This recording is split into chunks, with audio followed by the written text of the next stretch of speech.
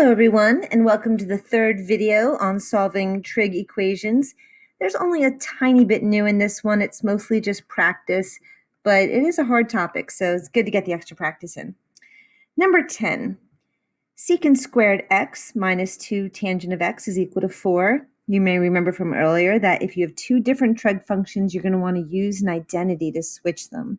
So hopefully you remember that 1 plus tangent squared x is equal to secant squared x. So I'm going to replace this with 1 plus tangent squared x.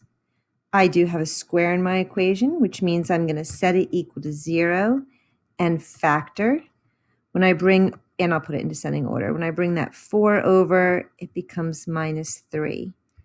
Remember that if you ever have trouble factoring, changing it to x squared minus 2x minus 3 is a great way to figure it out. Tangent of x minus 3 times tangent of x plus 1 is equal to 0. Yep, that works. So either tangent of x is equal to 3 or tangent of x is equal to negative 1. So this first one is on your chart. Tangent is equal to 1 at pi fourths. You do have to figure out what quadrant it's in. Use your forecast. I know tangent is negative in quadrants 2 and 4. So my two answers are 3 pi fourths and 7 pi fourths. Tangent's period is only pi. So I can only add pi n, not 2 pi n like I do for sine and cosine. Also remember that while this is a perfectly valid answer, that you may want to write it, and you will see it in your book key, as just 3 pi fourths plus pi n. Because when you're going around the unit circle, if you're at 3 pi fourths and you add pi, you're going to be at the 7 pi fourths, so that's redundant. So this would be great. Let me wave my way through there to get that one. So this one is not on your chart. This is what's new in this video. And that is what to do when you get something that's not on your chart. Well, there's tons of angles that aren't on your chart. And that's where you can use your calculator. So you're going to want to do inverse tangent of 3. So what's interesting about this is that we normally work in radians, and I'd like to think that you're starting to recognize things like 3 pi fourths and 7 pi fourths as angles in other parts of the circle. But if you do this in radian mode on your calculator, you're going to get a number, which is probably not as meaningful to you because it won't be in terms of pi.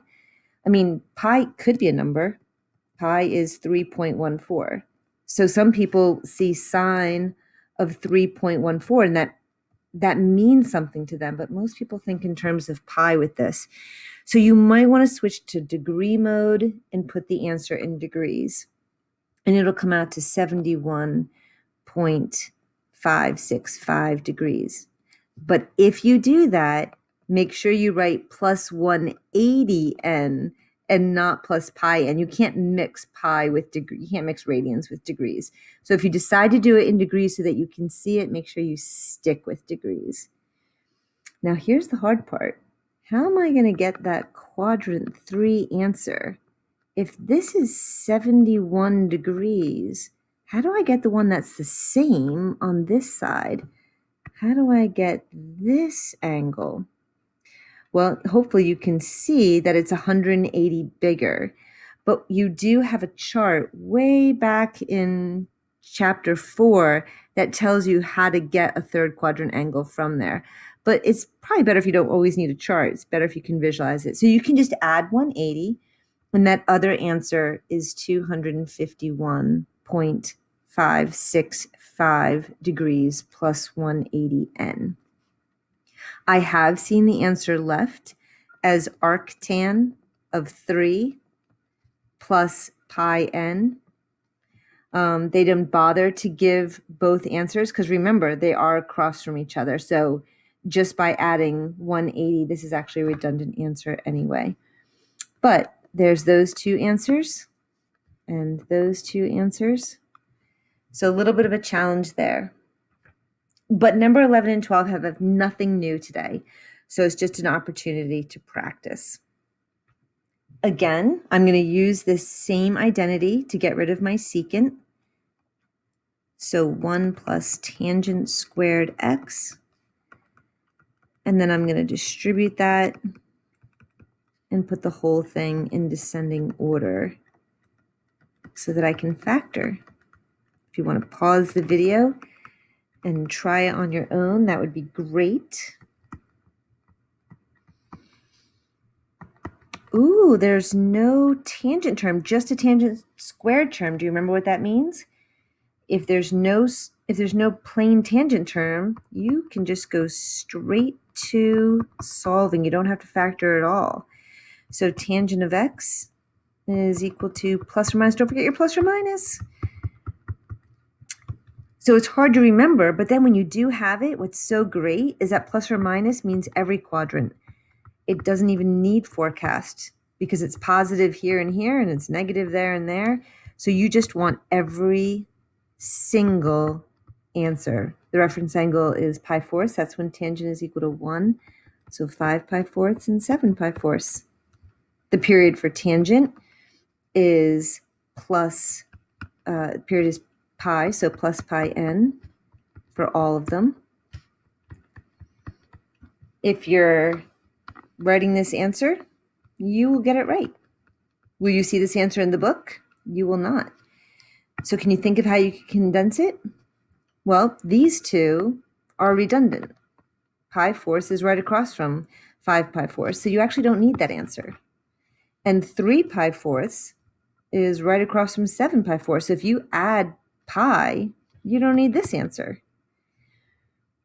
But then your book was actually even a little bit more clever than that. And I'm only showing you not because I expect you to do it, but because I don't want you to look in the back of your book and say, how did they even get that? I'm going to show you how they got it.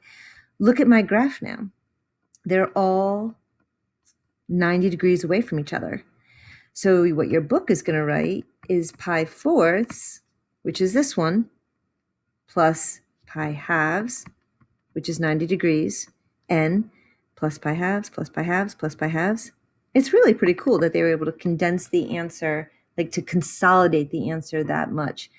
But if you just have the original green boxed answer, I will mark it correct. But I want you to recognize the book answer when you see it. All right, this is your last solving one. It's another practice of that double angle, which I am literally going to ignore until the absolute last step. So sine of 2x is equal to the square root of 3 over 2. So I figure out when that is. Sine is equal to the square root of 3 over 2 at pi thirds. I write my answer twice. It's sine, so I add 2 pi n. It's positive, so I make my forecast. And sine is positive in quadrants 1 and 2, so pi thirds and 2 pi thirds. I'm about to box my answer when I remember all I've done is found 2x. So how do I finish it from there?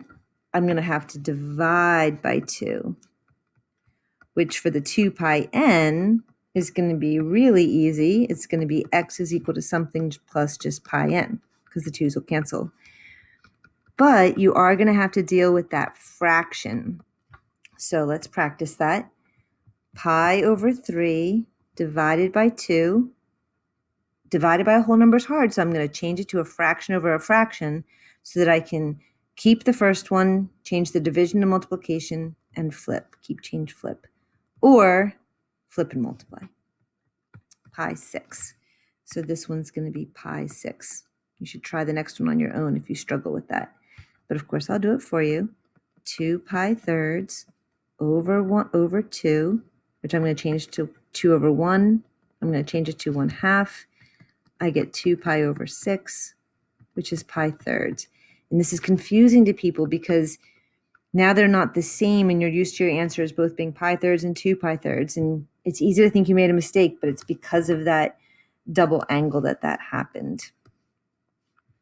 So those are your two answers. All right, this last section says verify that the x values are solutions. So to be a solution simply means to make the equation true. That's what a solution is, something that makes the equation true. So we're just going to plug it in and see if it makes the equation true. Secant of pi thirds minus 2 is equal to 0. So I don't know secant off the top of my head, but I know that cosine of pi thirds is 1/2.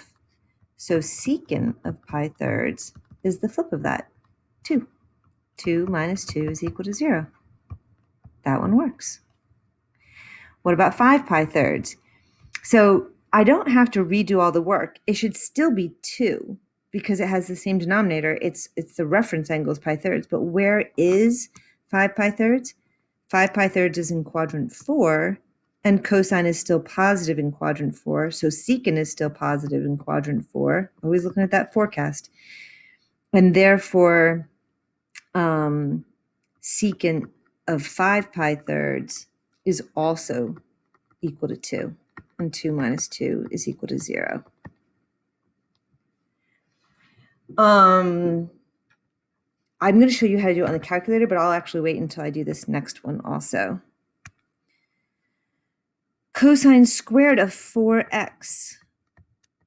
So order of operation dictates that I put the 4 times the pi 6 first. So this becomes cosine squared of pi fourths. And even though we don't write it this way, it actually means this. So make sure you find cosine of pi fourths first and then square it. So cosine of pi fourths is the square root of 2 over 2. That's what I'm going to square, which will give me square root of 2 squared is just 2, and 2 squared is 4, which, remember, when you're doing a fraction times a whole number, it's often easier to do a fraction times a fraction. Then you can multiply straight across the top and straight across the bottom. And it is equal to 0. So, yes. You might try the next one on your own and see if you can do it. But we're going to do it on the calculator because I want you to see how to do that. To do this on your calculator, first you would type in the x value you want to try. So I'm going to do 3 pi divided by 16, and then you use this store button, which is down in the lower left corner, store as x, and just hit enter. And now I'm going to see if that actually works. You should make sure that your calculator is in radian mode, since that's the mode that the value is in. So it is. And then I'm going to just type this in, 2. Now I can't type in cosine squared. Look, they put the parenthesis right away. I can't do it. So instead, I'm going to have to clear that and do 2 parentheses, because these parentheses are for the angle, 4x. End those parentheses, and I want the whole cosine to be squared. So I need another parenthesis, square. Do you see how that works? These parentheses go with the 4x, and your calculator does them without your asking, even though it's not in the problem on your paper. And then these outer parentheses is how I get it to be squared. Your calculator won't put the square right next to the cosine like you would on paper. And then minus 1, and you hit enter and see if it comes out to be 0, which it did. And similarly for A, if you want to type in secant minus 2, let's just see, we were trying to try 5 pi thirds, right? So 5 pi thirds, let's store that as x now. And even though the problem says secant of x minus 2, you're going to have to do 1 divided by cosine. Oops, I hit inverse. 1 divided by cosine of x. Don't forget to end your parenthesis. Minus 2, and that's supposed to come out to be 0. And it did. So there's no secant button. You can use 1 over cosine of x. And that's how you use the store button and how you type in trig function squared on your calculator. That is it for section 5.3. Have a great day.